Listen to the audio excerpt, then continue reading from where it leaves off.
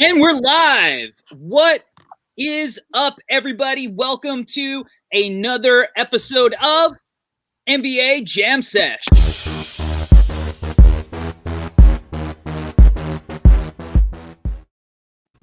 I'm Corey. He's Larry. What's going on? Today, we are going to preview the NBA Eastern Conference. If you would like to be a part of the show and call in, download the Locker Room app, and we will get to you at some point in the show so you can be a part of the show.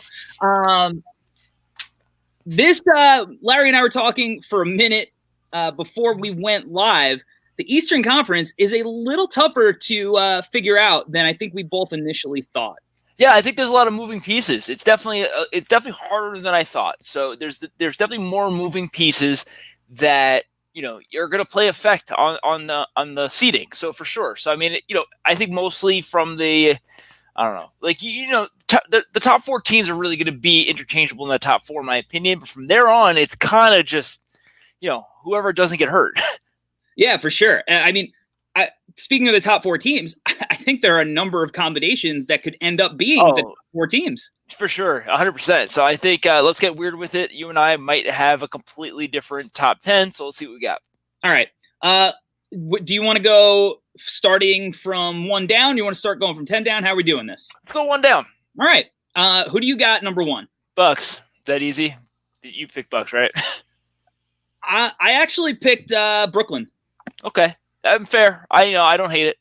Yeah, so I totally get why you picked the Bucks, and I have them at number 2. So I have Nets number 2. So it's kind of the same conversation that we'll have. So I guess the Bucks, we've seen it before. We already know what this can be. I don't see how adding Drew is going to make them any worse than they were last year. They're a great regular season team. Giannis is too damn good athletic to he could win these regular season games on his own. Playoffs things change, but I see more of the same. I don't see why it would be any different. Yeah, I mean, I can't fault you or say that you're wrong. The top 3 of Middleton, Giannis, Drew Holiday it's hard to top in the Eastern Conference. Yeah. I mean, obviously, top tier talent wise, you could argue, a team like the Nets has maybe a better top 2 than for sure. Does, but Milwaukee also has the fact that they've been playing together for years, and all they're doing is integrating Drew Holiday, who is a player that is not that hard to integrate. Yeah, right, he can fit anywhere. My only counter for the Nets, I mean, I think Nets, I agree with you. They have a higher ceiling, if you will, but I think the Nets in general, they're going to be more resting, there's more Steve Nash first coaching gig. There's a lot more moving pieces that are trying to coordinate on the fly than Milwaukee, who's already basically a well-oiled machine, just adding a better piece to a piece they already had. Yeah, and that's completely fair. I mean, obviously, Brooklyn is just absolutely littered with question marks everywhere. Everywhere. But the other side of it, inevitably, Brooklyn's probably going to end up making a trade somewhere. Yeah, I mean, obviously, their dream scenario is finally getting Houston to submit to a James Harden trade. I still don't see that. I just don't understand why they would trade James Harden for the Brooklyn Nets pieces, which are all nice pieces. They're just not worth James Harden when somebody is going to give pieces that are worth James Harden. Yeah, I mean, when these guys are pulling 4 firsts and everything like that, I can't see James Harden's worth that or more. So yeah, I mean, look, I think that if the Nets really got ballsy, if they really wanted to just make this experiment worthwhile, I would trade Kyrie for James Harden from that perspective in a second. Obviously, too, but obviously from friendship perspective, it seems like Kyrie and KD just want to play with each other so damn bad. Although, I mean, their Instagram live conversation definitely was interesting. I didn't see it. I heard that it was weird. It was weird because KD was kind of giving him like Kyrie was going off on some weird tangent about being in a past life and how he's like Kevin Durant in a past life because he can foresee himself being in his long wingspan. He can get to his spots, and he was talking about like posting up like 8 times a game. And KD is like, "All right, well, we'll see, maybe we'll see." So it was weird from that perspective that Kyrie's like, all right, maybe not 8. How about I don't know, 7, 7.5. It sounds like when Larry Bird was telling Bill Murray that he just doesn't have it. Right. It's like you can't play. No, you can't play. So that was weird. But other than that, I mean, they looked phenomenal last night. It's preseason. Who cares? But yeah, KD looked healthy. I mean, that's it. I mean, that's all that matters. KD looks healthy, and that's what Brooklyn should be stoked about. KD looked great. He looked, as athletic as he ever was. Granted, remember, it is game 1. Let's see what we got. Right. And obviously, like, condensed season. This might be the most overhyped preseason. Are we just stoked? Like, I guess there's so many interchangeable parts and draft picks everybody likes. I feel like this preseason, everyone's in. Yeah, definitely. I mean, it seems like basketball never ended. So I feel like we got in a groove. It's normally you'd build up in anticipation, but it feels like we've just been in it this whole time. Especially, I wonder if we get tired around like January. Yeah, but then I think football will, go until the Super Bowl, and then people get stoked again. Sure. But I think that the preseason has been fun just because we've gotten to see, guys like John Wall, KD, people we haven't seen in a while play. Right. No, for sure. I agree with that. I mean, again, and you have a lot of moving pieces on different things that it's kind of like, I just want to see what the hell that is, like LaMelo Ball. Yeah, which we'll talk about the Hornets in a little bit. I mean, do we think that Kyrie and KD is actually going to work long term? Like, can they win a championship together? Okay. How about this? I think they can win a championship together depending on who their opponent is. Okay. So if it's the Lakers. I don't know if they can beat the Lakers. I don't think they can, no. Yeah, because what's tough is the Anthony Davis piece. Anthony Davis is too good, and like, who the hell is going to cover him? I mean, Kyrie and why is Kyrie and KD any different than Russ and KD? To me, it's going to be are Kyrie and KD going to run an offense, or is it going to be I go, you go? Well, KD is willing to run an offense. I'm aware. I mean, but I just don't. What is that offense going to be with him? I just don't see it.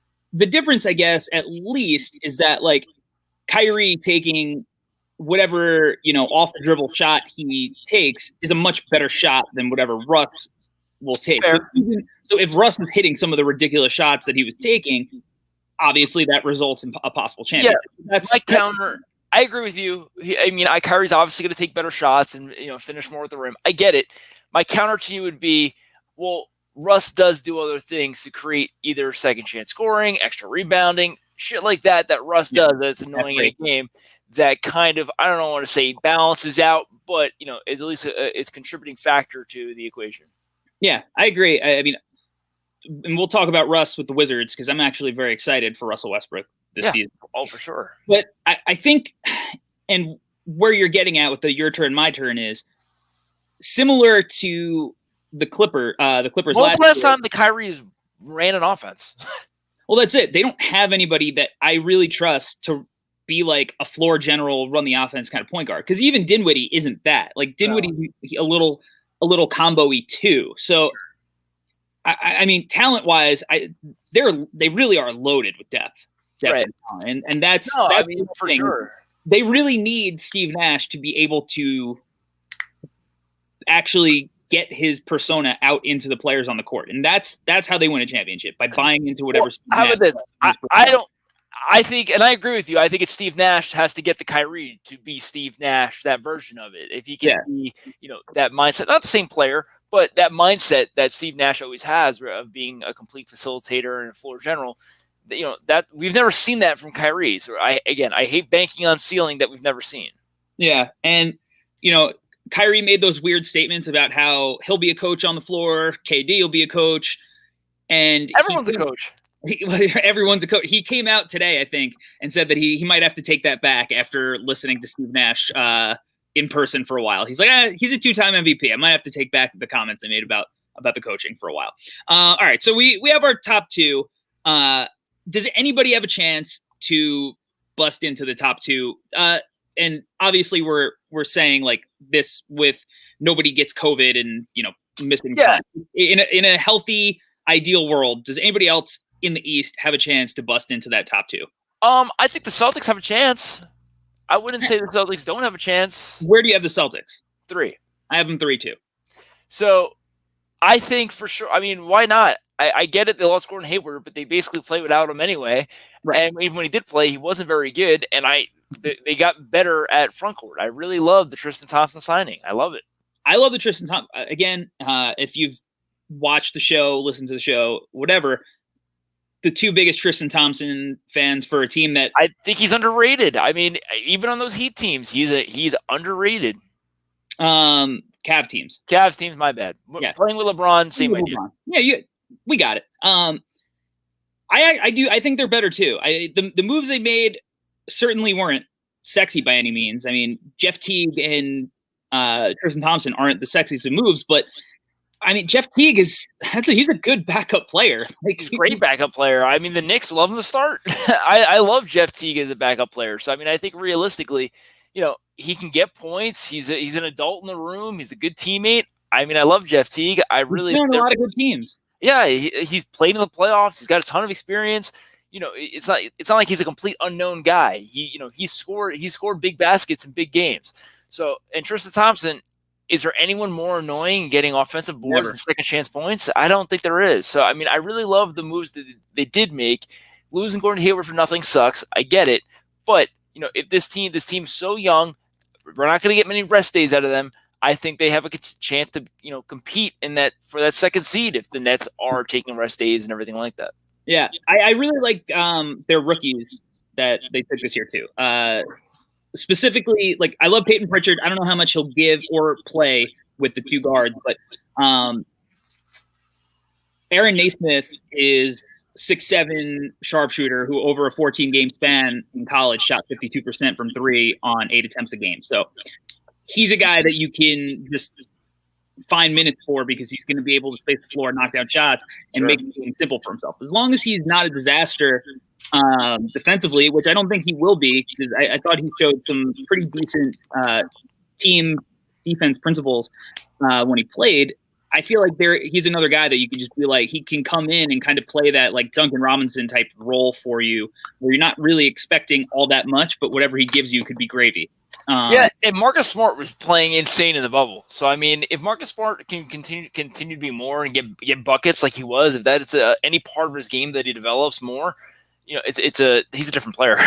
Yeah, and I know that a lot of people in the basketball world, maybe Celtics world, get scared when Marcus Smart starts jacking up threes, but like he's turned himself into a pretty decent player. So like, right, it's not a joke anymore. He's not just straight defense. He scored a ton of buckets in those playoff games, buckets that they needed. I don't mind him shooting the open shots that he gets. Like, I agree. Yeah, maybe some of them you could swing the ball, let Tatum or Jaylen Brown take them, but I really don't mind because he does so many other good things that like a player like him needs to feel involved. Like, you don't want Marcus Smart to feel like Chris Dunn. No. And also, for sure. And as well as, staying in that rhythm of the offense and everything like that, it only helps him continue to, do the other things that he does on the floor. Yeah. And they're another team that has the continuity they could just go into the bubble and go. Like, they don't have to figure themselves out. Like, Brooklyn might have to figure themselves out. Like, right. Brooklyn starts off 3-7 or something stupid, that it's not inconceivable. No, not by any stretch. Although if KD's healthy, it's might be inconceivable, and he looked good. Do we think that Boston has a trade in them? Well, that's the other point I was going to make, is that also, if they have a bunch of pieces in there, if they ever decide to combine the pieces to go try to get something else, they're a team that can make a trade to possibly also push to that number 2. Yeah, I think patience is probably the smart move for a lot of these teams that do have pieces to make, because you want to see, like, can you make it to the trade deadline with half your team not getting COVID? Yeah.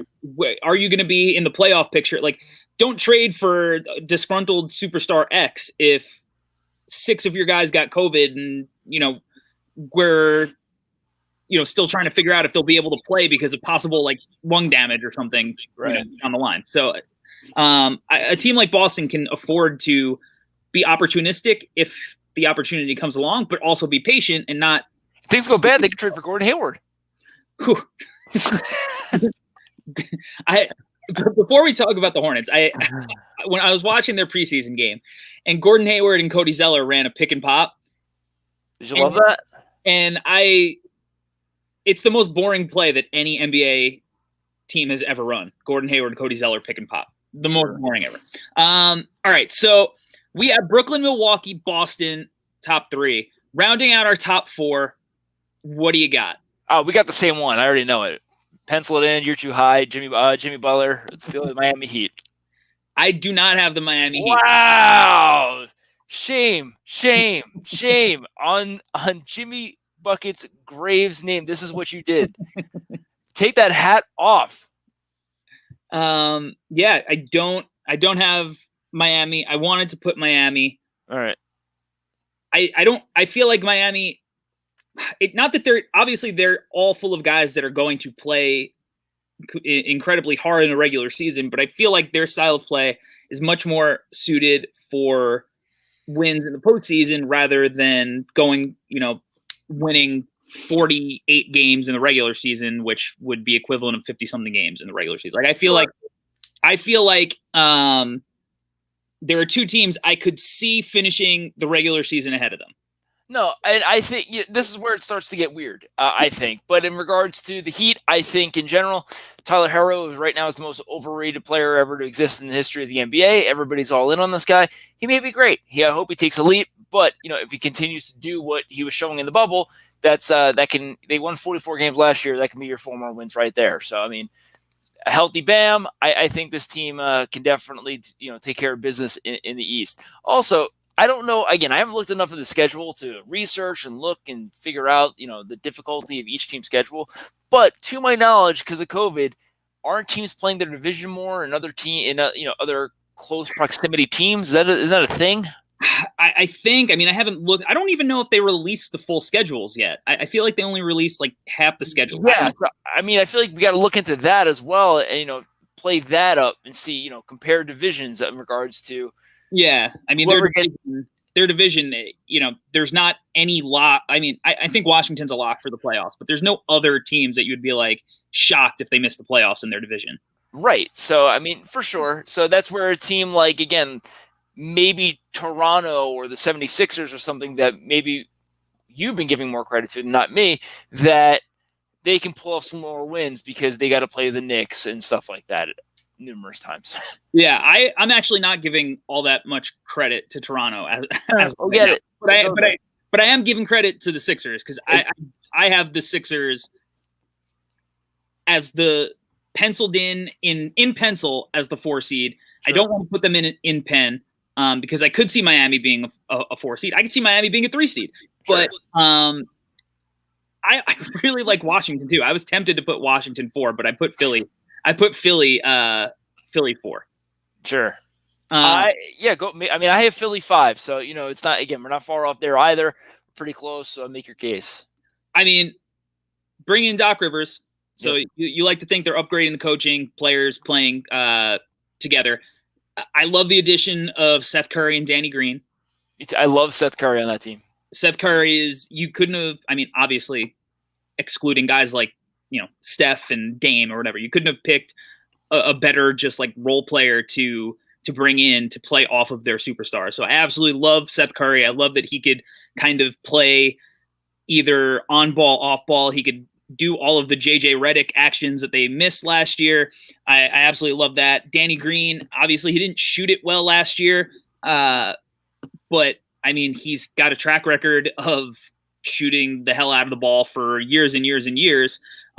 So again, he's a guy that's smart, plays defense. It's not like you're going to leave him unguarded out on the perimeter at this point. So I love those 2 additions. I mean, Dwight in very limited backup minutes, I don't hate, although the Dwight / Joel Embiid personalities are probably a lot to handle. So just the guys they brought in, I like what they do. I mean, the minutes that, obviously the popular thing, like the minutes that Joel, Ben, and JJ Redick played, they were dominating teams. So you like to think that those guys being in roles that maybe are more suited for them, maybe different kind of actions that they'll run with Doc and having, more shooters on the floor with them. I think that they could, just absolutely demolish teams. And that's, disregarding a guy like Tobias Harris, who's still a very good player. You're not jumbling up that front court even more with Al Horford, getting him out of there. So I don't know. I think their team just fits a lot more, and their talent. I mean, it makes more sense, and as well as you have Daryl Morey as well. Daryl Morey is obviously going to make moves to be able to. A Daryl Morey team's not just gonna tank the season out or fall apart. They're going chips are all in at all times. So I think inevitably, as well as if they pull off a James Harden trade again, that seems to be on our list for every single team we're talking about. But that regard. Daryl Morey is going to do what he possibly can to try to help this team to try to win a championship, as he's done every single year, successfully. But he tries. I think inevitably, this team, it makes way more sense than last year's team. Tobias Harris is a good player. His contract sucks, which has somehow affected the way he plays basketball. That being said, 76ers, they're my fifth team. I think they're going to be great. Again, as everyone's reminded everyone a million times, 2 years ago, they were a weird shot away from making the finals. Yeah. And fun wrinkle, Tobias Harris, Danny Green, both Long Island guys to root for. Sure. Shout out Maureen's Kitchen, one of Tobias Harris's favorite dining places on Long Island. All right. So 5, you have who? 76ers. You have the Sixers. All right. So who do you have 6th? Toronto, I'm guessing? Okay. I mean, am I that predictable? Yeah, I have Toronto, number 6. Losing. Who the hell do you got 5? You got a Heat 5? Yeah, I have Washington 5. Okay. So you go first since I'm on 6. All right. So I think Washington is the perfect regular season team, especially in a season like this. I think that Russell Westbrook is still an incredibly effective player. He's going to dominate the ball a little bit, but he is just absolutely surrounded by shooters. He is going to have an absolutely absurd amount of space, similar to what he had in Houston last year, but he, didn't dominate the ball as much as he is used to. I mean, they're going to score 150 points a game, and with their eyes closed. Bradley Beal is unbelievable. I mean, another 30-point scorer. You're getting close to probably 60 points out of your backcourt. Obviously, the big question mark is defense. Robin Lopez, I think, will help with that a little bit. I think in a situation like this where he's just a role player who can block shots and set picks and all that kind of stuff, I think he's great. I think he's an underrated, cheap kind of center aspect. Love Denny Avdia. He's a guy that I had really high on my board. And normally, it's hard to count on rookies to contribute, but he is not your typical rookie. He played in the EuroLeague. Israeli Edward Snowden. He did look like Edward Snowden on draft night. I mean, obviously, we're not overreacting in preseason, and especially because he just had a hot shooting night where he didn't miss literally at all. But he was able to show off some of the things that he could do, getting the board in transition, going, making plays for other people. So, they're a team that's going to run. They're a team that's going to score a ton of points. And I just think we're going to see the kind of season from Russell Westbrook in a different way, obviously, that makes people look at Russ the way we looked at Chris Paul last year. That he could still play. I just looked, Russ, he's getting shit on, obviously, for that him not changing or anything like that. His 3-point percentage is atrocious. I just looked, his odds to win MVP is 60-1. Really? Is that so? I mean, that's not I don't think it's inconceivable that the Wizards get the 4 seed and he goes absolutely off, because he's obviously going to just be, on top of every possession. His usage is going to be out of control like normal. High. So I don't think that's completely inconceivable. So I mean, I think Russ, this has got to be a better team than the one he was with the MVP season with the Thunder, right? I think so. I mean, Brad Beal. I mean, great, you lost Steven Adams, but you got a Bradley Beal. Right. You could probably argue that the defense was a little better in Oklahoma City. But again, this team, to me, they are going to beat up on all of the bad teams. Yeah, for sure. And then they're a team that they have so much shooting that some of the good teams, they just had a game the night before, whatever the case is, they just come in and hit 25 threes. For sure. And Russ ain't resting. I can tell you that right now. No, Russ is not resting. That's why I'm so high. Like, it's not like Russ is going to be like, you know what, Wednesday night, I'm in Orlando, taking the night off. Like, yeah, not going to happen. Not happening. And I think he wants to prove to everybody that, like, hey, I'm still the man. Like, well, that's it. And I think that's going to transition to my my sixth team, the Raptors. The Wizards have a chip. They have a chip on their shoulder. They, expect Russ. Russ has a chip on his shoulder, and that's going to translate to the rest of the team, I think, for sure. Yeah. On the other side of it, my question for the Raptors is putting them 6 is, do they have a chip on their shoulders? They have every excuse in the book right now for this to be a bad season for them. And I think in general, I still think they have a lot of talent. They obviously lost a lot of guys, but between Van Vliet, Lowry, Anunoby, Siakam, in general, that's enough to be able to win some games. Yeah. Losing Ibaka sucks for them big time, but I think the hardest thing is wherever the hell they're playing. That's going to be weird. They're not going to. I mean, granted, nobody really has fans, obviously, but their home court and their situation is going to be weird. They're going to be away from their team. I mean, away from their families and everything like that. Everybody said that how hard the bubble was on them. Now, they're not even going to be in Toronto, where I would imagine most of their home bases are set up for now. So everything's going to be in, I believe, Florida, right? Tampa. So it's going to be a weird situation for them. It's kind of going to end up being almost like a 6-month bubble or something like that. Yeah. Are they going to play where the Lightning play? Like, there can't be 2 arenas in Tampa, right? No. I don't recall. I think it was a college. Oh, okay. That makes sense.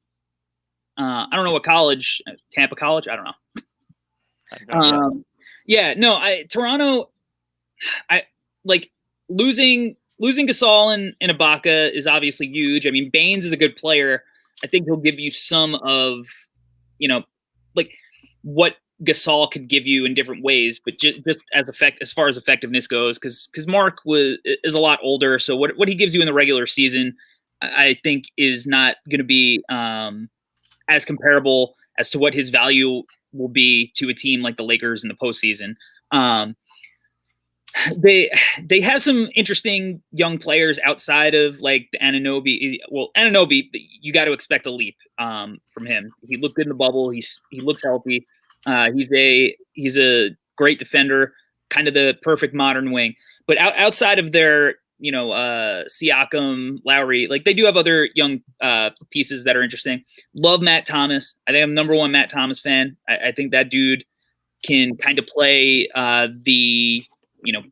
in some capacity, your JJ Redick / Duncan Robinson type movement shooter role. I think he'll get more minutes. Really like that dude. Probably can't defend me or you, but guy could shoot the lights out of the ball. So that's good. But yeah, the continuity and the coaching. Nick Nurse is just Nick Nurse is a great coach, but for me, it's the chip on their shoulder. Can they continue to? It's hard to keep that chip on your shoulder after you just won a title, and they have every excuse in the book not to have it this season.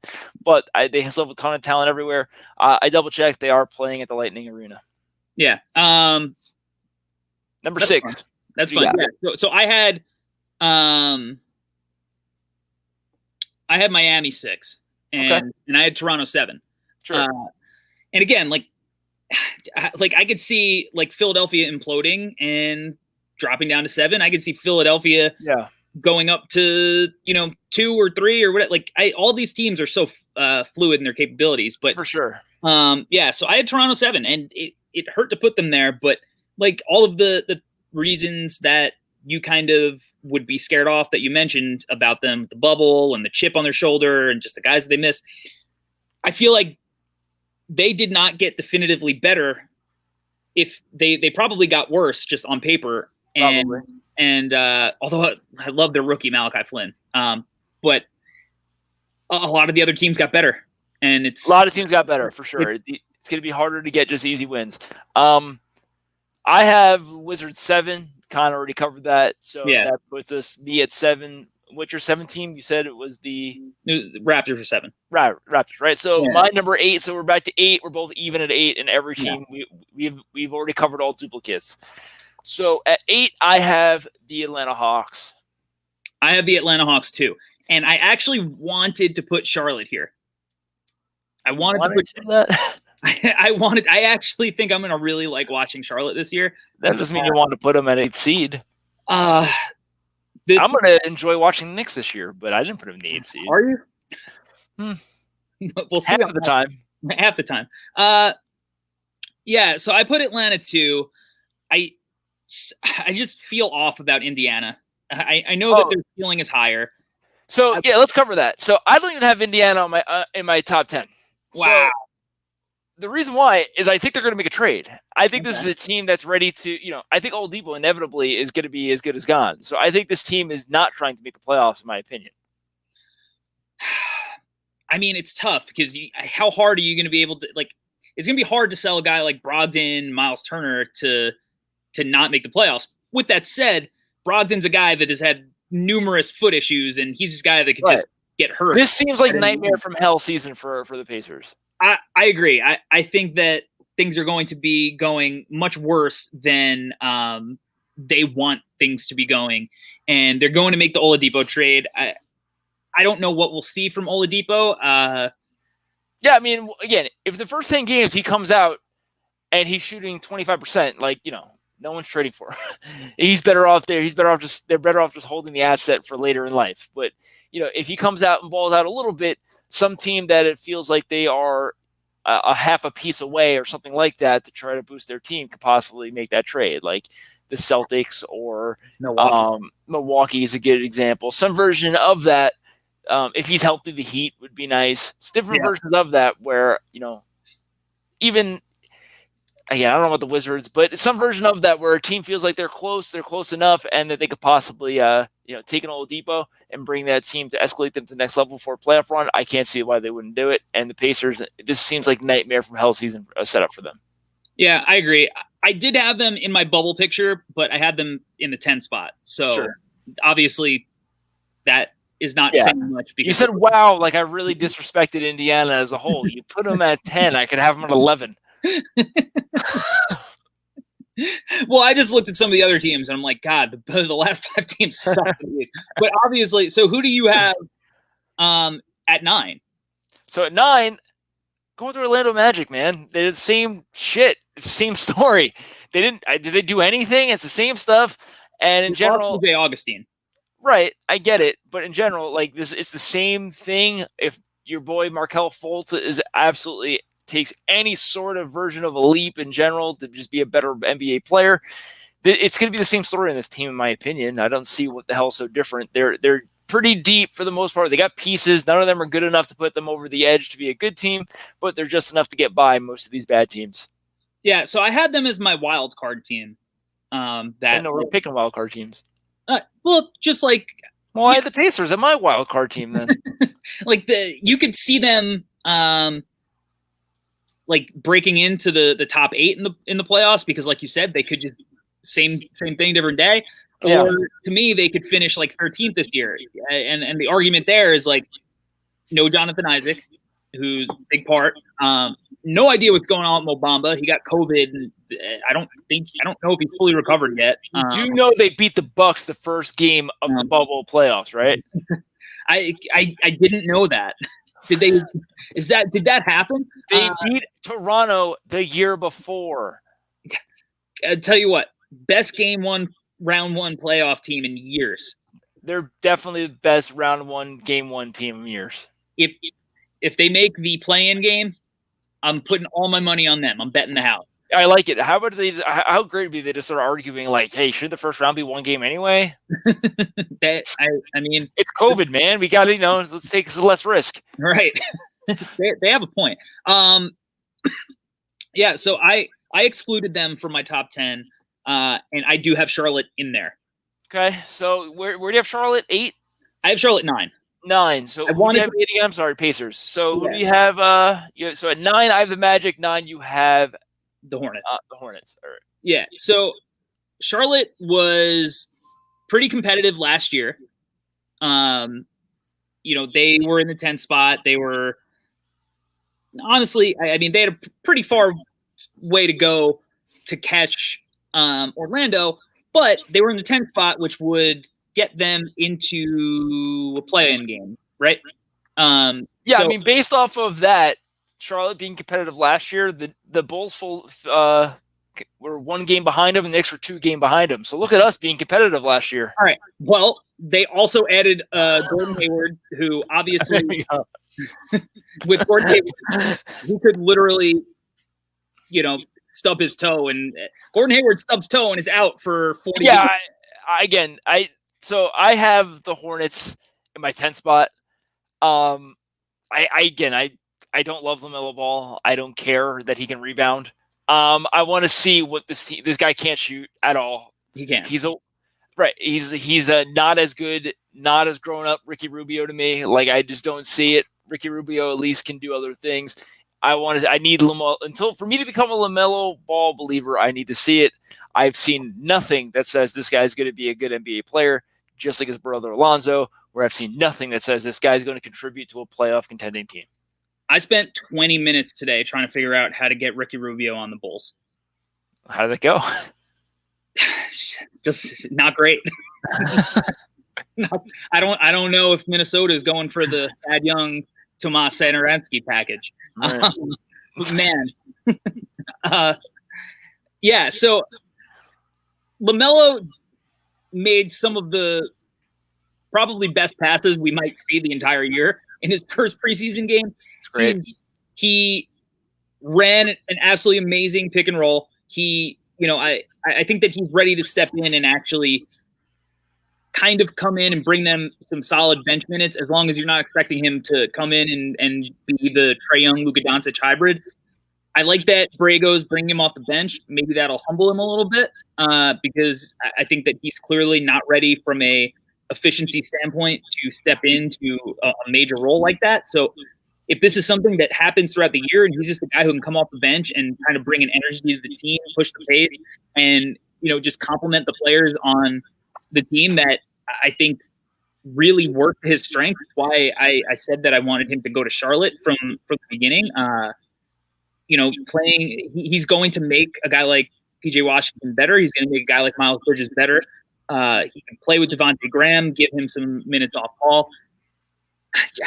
Him and Terry Rozier, I don't know. I don't know who Rozier fits that well with in the starting role, but they're the Hornets. So you like their jerseys? I actually hate their jerseys now. They made slight alterations. Like their city jersey this year is really great. Their home jersey is fine. They absolutely botched their away jersey, and it sucks because it's year one, so like they can't change it already. They took purple out, so now they're just teal, black, and white, and like the purple is a big thing. Purple is great. That's where they messed up. So I'm out on their jerseys. I just go back to this is a rant for a different day, but we'll do it now in a shortened version. The Hornets and the Magic, they have two of the most classic NBA jerseys ever from the 90s. All the fans ever want are the pinstripe throwback jerseys. Just bring them back full time. Like they managed to come out with just absolute classics that span from any era. You could be 8 years old, 15 years old, 25, 40, 45. You can think and look at those jerseys and realize that they're perfect. So why go with these modernized B-grade versions of something that's already great? Yeah, it's not the McRib. Like, you can just keep it. Like, you can just keep it there the whole time. No, I agree with you for sure. I mean, those Hornets jerseys are incredible. The Pinstripe Magic, Shaq Penny jerseys they're the fucking best. So, they're the best basketball jersey of all time. It probably is. They're the best. So it sucks that this is what this is minimal issues to what these teams do. But for sure, I feel like this is an easy fix compared to missing on draft picks every year. It's an easy fix. Every year, go to the Twitter of the Magic when they release their like new city jersey, new this jersey year to year. Every single comment is, we just wanted the pinstripes. Like, just give your fan base what they want. Like, I gotta I'm going to buy knockoff Penny Hardaway jerseys from China instead of the NBA web. Just make them.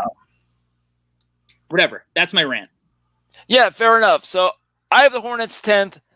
Again, I hate this team. I don't love it. I don't love LaMelo. Gordon Hayward can just literally get hurt at any moment, and this team is as bad as our two favorite teams. I don't enjoy it. I just don't see LaMelo as being this off the bench facilitator. I don't see it. So I'm willing to be proven wrong, but until further notice, I'm out. Where you might have a point that you haven't mentioned, I don't know who's going to play defense on that team. That I thought that was we didn't have to say that one. Bismack Biyombo does not strike fear in opponents, but I think there's going to be a lot of contract strikes fear in team owners. No, look, fool me once. If when he's a free agent, if somebody's like, Bismack Biyombo, if he was a free agent this year, the Pistons would have gave him $10 million. Dude, like he might be the most overpaid player of all time in regards to what he offers to what he can do. Like besides like injuries and shit, like he had like 9 good games in that playoff run, and that was it. He definitely got the Jerome James money, but if you're talking about most overpaid in regards to what he could do, it's Cristiano Felicio, center of the Chicago Bulls, who's making $9 million a year. Wow. Last year of his deal. Shots fired. Wow, movable. Finally. I would stretch him. He's an expiring contract. Gonna be a good stretch him now. I also spent a tremendous amount of time trying to figure out how to get Mike Conley on the team, which, depending on how the Utah season plays out, might be more doable than I'd expect. All right, so have you watched the Knicks preseason, any of it yet? I have mildly watched the Knicks preseason. Again, I'm still in a football hole, the NFL hole, compared to being stoked about preseason. I figure I have 70 or 68 games, however they're playing, to make myself miserable. So I don't need to add more on top of that menu. I have checked in, keep in touch what is happening with the team. I think my overall analysis that is being unsaid is that the Knicks might foul 50 times a game. That's definitely true. Mitchell Robinson, I think, played 18 minutes last night and had 5 fouls. So if you're Toppin can't play defense, so that dude's going to foul a ton. It's going to be so much fun to watch on offense. Frank Ntilikina, I think, also had 5. He might have fouled out yesterday. It's going to be a lot of fouls. I'm worried about their point guard play. Spoiler alert. And I'm also worried about the Bulls point guard play. The Bulls also, Kobe White, I think, is better than any of the Knicks' potential point guards, but my dude is not a point guard in the least, so I'm a little worried about him from that perspective. It sucks because I can confirm that Frank Ntilikina fouled out yesterday in 11 minutes. I like it. Aggressive defense is he fouled out in 11. Mitchell Robinson had 5 and 19. Yep. This team's going to foul a fucking ton. Like, literally, they might break records for the most free throw shot against them. Not even being joking. Like, again, I have no idea what maybe in the 60s and early 70s with the weird fucking free throw rules were then, where, like, there was no shot clock, so you had I don't know. But in regards to just the NBA that we see, they might break records for the most fouls that any team gives. Yeah, I can't argue with you because I'm sure we're forgetting other players on the team that might potentially foul too. Like, maybe not a lot of their guards because I think they're turnstiles, but yeah, their big men are going to be in trouble. Yeah, I mean, here's the deal. Well, here's the deal with the Knicks. Obi Toppin's going to be a lot of fun. He's not going to get a ton of minutes. He's going to get 20 minutes a game. It's going to be a lot of fun for those 20 minutes a game.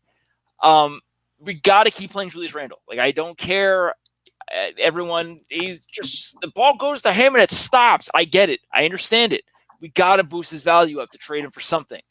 Marcus Morris last year, we boost up his value and we traded him for something. That something is Emmanuel quickly, to my knowledge. Yep. So that being said, everyone likes that pick. We can't get that pick unless we played Marcus Morris the entire time that we did. It's the same shit that we got to do with Julius Randle. We got to play him as much as we possibly can, hopefully boost his numbers, and hopefully trade him for something at the trade deadline. That's the dream. That's the goal. We can try to pull something off like that again and collect more assets. Frank Ntilikina, I've been out on this bandwagon for a long time. it's hopeless. I don't see it. His offensive game has developed zero since day one of him being drafted. He's a great defender. He's going to be fun to put, on a championship contending team to go, guard someone's best guy for 15 minutes a game. But in regards to him being a facilitator or to guard any version of that offensively, that's out the window. It's horrible. Add it with Dennis Smith Jr. I can't stand watching anymore. I don't think there's a guy in the league I like to watch less because the guy is basically Kyrie. It's getting to the rim and then just can't. I don't think I've ever seen him finish a fucking layup in traffic in my life. He can't finish at all. He's not a good enough 3-point shooter. So those two things combined, I don't understand what he contributes to an NBA team. The problem is this: we basically need Austin Rivers to kind of be our version of Chris Paul. That's kind of what we need, is that we need Austin Rivers to be an adult and be like, all right, guys, let's just see what we got here. We can't have Austin Rivers go out and be like, well, I'm going to get mine. So, we need Austin Rivers to kind of facilitate and create shots for everybody to help develop everyone. But Austin Rivers is still a young guy, so I don't know why the fuck he'd want to do that. That makes no sense. Yeah. So this team's all, Knicks are going to be bad. There's no secret. We really shouldn't try to be good. So I think we just got to pump up what we got to try to trade for more assets, and then go into next season with hopefully, more draft picks, hopefully a top 5 pick, and a ton of salary cap space. If we have a ton of salary cap space still, so the entire season we should be on the lookout for someone looking to move someone to be able to make the trade that they want to make. So if someone needs a salary dump, give us your salary dump team and we'll take it. Here's the good news. Okay. I think the Knicks might be the worst team in the league. Yeah, no, they should be. I think so too. But again, at the end of the day, we shouldn't try to win games. At the end of the day, it's really, I'm not saying go out and tank, but to show progression. What wins this season are, can Obi Toppin score at will? Like, if he can score and add that development to his game, can we see any version of defense? Great. We need for sure if RJ Barrett to play well and develop and be a top level player without just completely low percentage shooting. That would be great. Some version of that. Those really going to be the highlights. Can Kevin Knox not be a complete bust? Can Knox show that he's a contributing role player on a team? That would be a highlight. I mean, Mitch is really great for 18 minutes a game, but he's done nothing to show that he can avoid staying in foul trouble. So until he does that, he's a zero in my opinion. We could trade him, but what's the amount of money that he's going to want to get paid versus what he can offer a team? It's just not going to even up. I mean, I love Mitch, and with his blocking and defense is fucking great. But why would we pay, or why would any team pay Mitch or player the money that he wants when he can't stay on the floor for fucking 20 minutes? He can't do it. He's shown no sign of it. He could do it. No, you're absolutely right. I said, like, watching the videos he was posting on Twitter, and look, it's Twitter. It's a Twitter workout video. Like, who cares, right? Don't care. But in those, with him doing all of the guard stuff, I just said, Tom Thibodeau, there's not one player that he is going to hate on the Knicks roster more than Mitchell Robinson. Yeah. Because he is just going to, like, obviously he hasn't, in the first 2 preseason games, he hasn't tried to do any of the dumb off the dribble 3-point shooting things. Because if he does, he might not ever play another game for Tom Thibodeau. That's my worry, is that, I mean, Tibbs, he likes to play his guys. And so if we can boost Mitch up and trade him in deadline, I won't be mad. I don't see Mitch being lasting here long enough for our rebuild to be the starting center Patrick Ewing of this team. So if we could trade him for more assets, I won't be pissed about it. I would enjoy that. So, yeah, I think there's a real chance. I don't think that's inconceivable.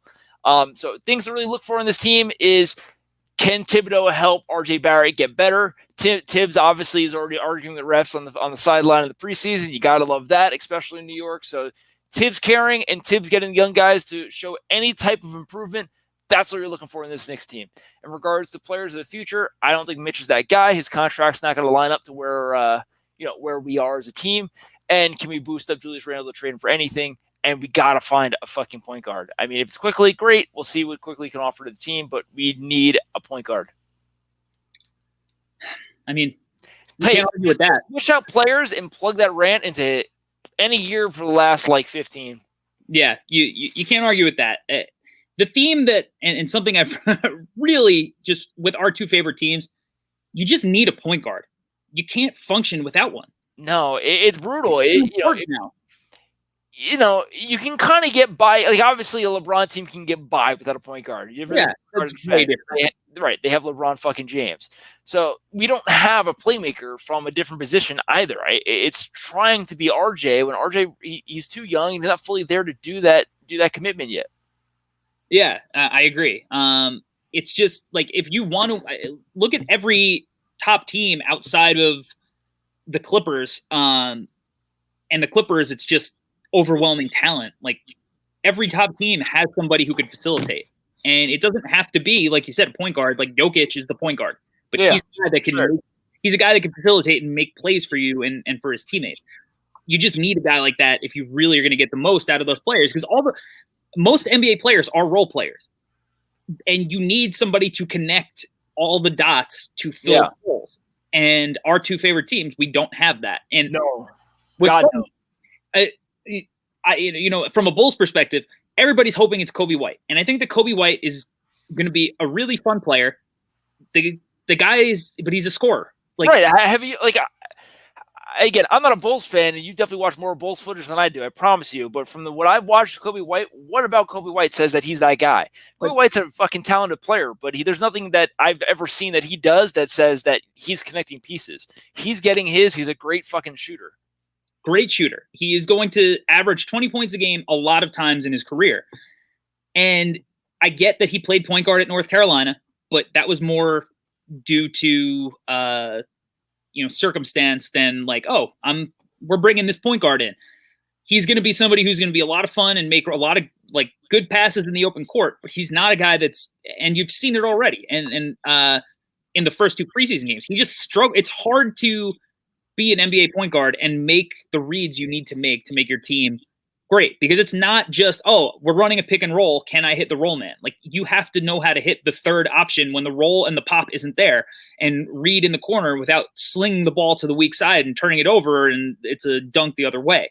And that's where both of our teams struggle. Like RJ being a point guard or playing, lead ball handler. I think RJ Barrett's a really good playmaker for, what he is, but he's not a guy that is going to consistently break down the defense systematically and just have his IQ show off the charts. He's a reactionary playmaker rather than I'm going to set this up, and then this guy I know is going to backdoor cut, and I'm going to find him.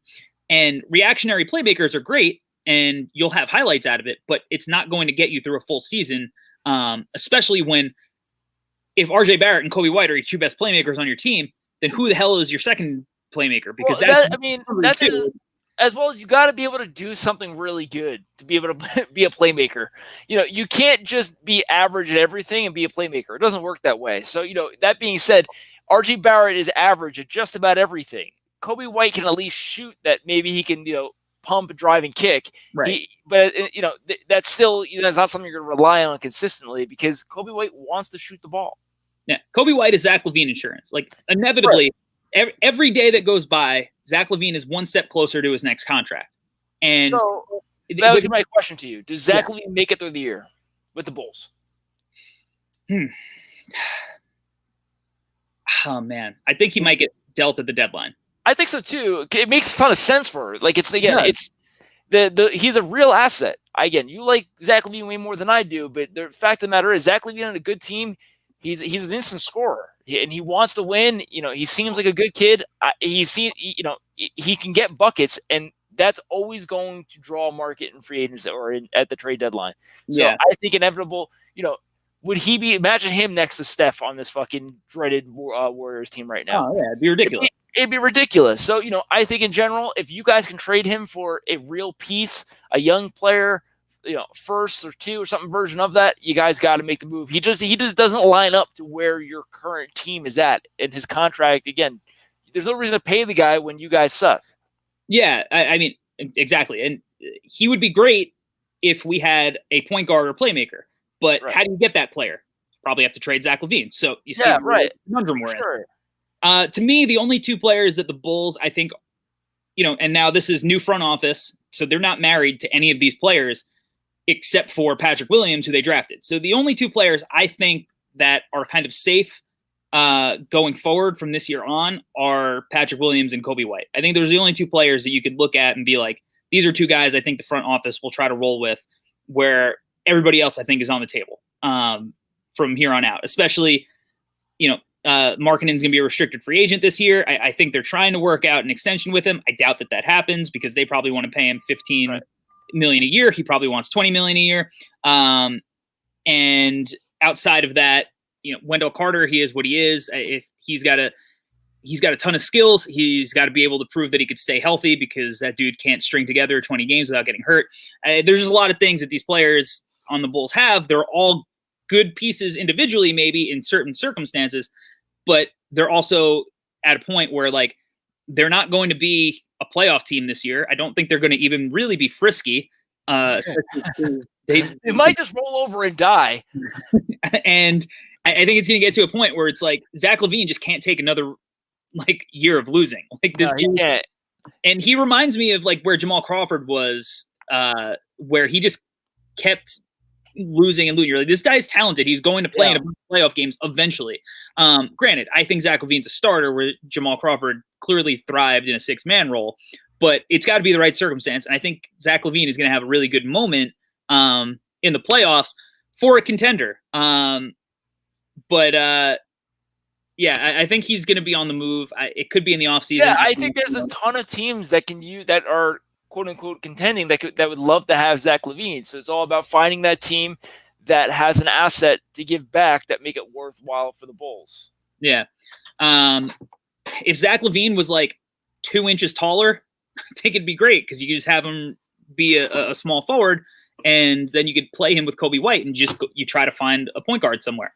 But he's not, so they play the same position. Again, I don't think Kobe White is a point guard. I think Kobe White is a shooting guard. So if Kobe White is a shooting guard and Zach LaVine's a shooting guard, you can't play two shooting guards in the shooting guard role together at the same time and expect to be really successful, especially when you don't have a point guard. Sure.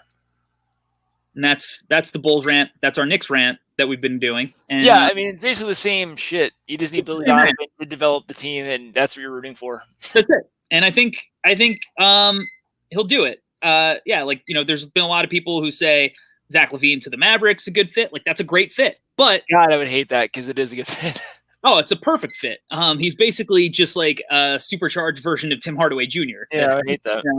And that's such an easy way to make it work too. I mean, I don't know what they can give you in return that make it worth it for you guys, but Tim Hardaway is expiring, if I believe off the top of my head. So Tim Hardaway to you guys for LaVine, which like the contract's got to be similar, and so draft capital. Which again, they still own the Knicks have their picks. Right, we still have their picks, so it's got to be some kind of three-way probably. Yeah, please don't do that trade. That would really hurt our picks. That would really hurt those. Yeah, I would love to see him in Lights Out.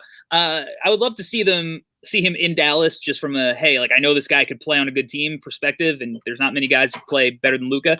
And I do love my guy Tyrell Terry, and I'd imagine he would have to come back in some kind of Zach LaVine trade, but I don't think he's enough value to give up for Zach LaVine with Tim Hardaway, who is expiring. So that's it. I would try to figure out if the Warriors can trade Oubre and stuff or Wiggins and stuff.